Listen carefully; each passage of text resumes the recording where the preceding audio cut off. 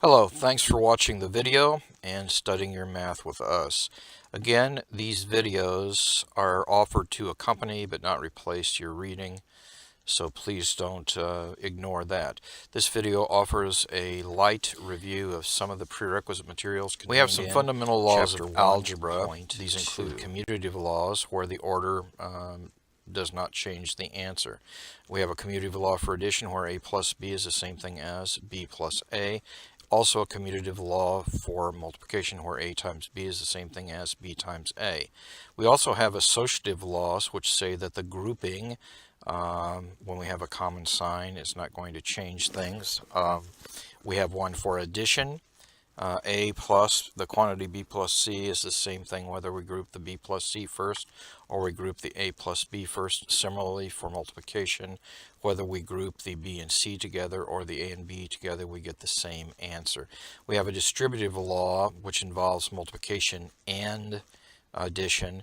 A times the quantity b plus c is the same thing as a times b plus a times c. We're distributing the a to b and c, and when we go back the other way, we'll call that factoring later in the course. Each of these laws is an example of an identity in which the expression to the left of the equal sign is the same as the expression to the right of the equal sign, regardless of the values of a, b, and c. Speaking of signs, the signs of numbers are sometimes a source of confusion for students. Addition of two numbers having the same sign, we add their absolute values and assign their sum the common sign of the two. If the signs are different, we subtract the number of smaller absolute value from the number of larger absolute value and assign to the result the sign of the larger absolute value number.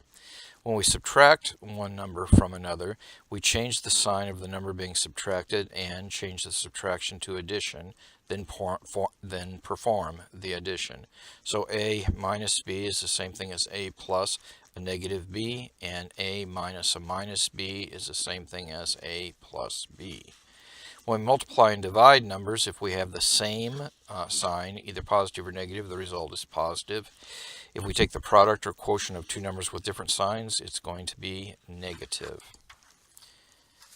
Here are some problems for you to practice. Why don't you hit the YouTube pause button, do the problems, and then return for narrative solutions to see how you did. Okay, we're back. Let's see how you did. For number one, you should have gotten 3. The key step being the minus a minus 8 ends up being a plus 8. And we should have gotten a positive 40 for the second problem.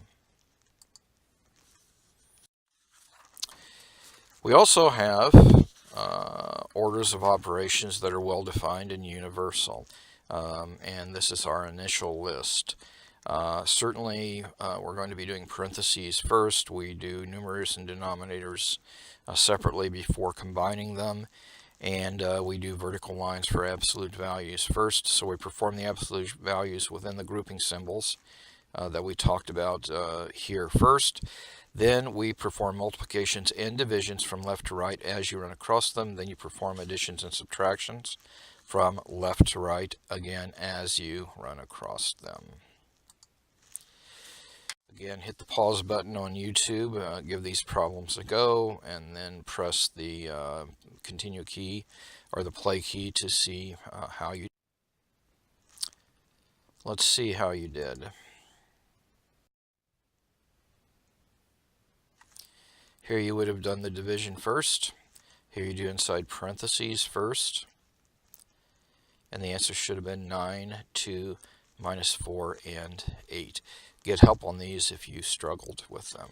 Last but not least, we're going to deal again with the number with no sign, namely 0. So if a is any real number, you can add or subtract 0 and you will get a back again. If you multiply a times 0, you will get 0. And if you divide a into 0 or divide 0 by a, you will get 0 as long as a is not equal to 0. But you could never divide by 0 because dividing by 0 is undefined. That's pretty much it for chapter 1.2. Remember, time is precious. Each day must count. Do the math. It will make you strong. See you in class.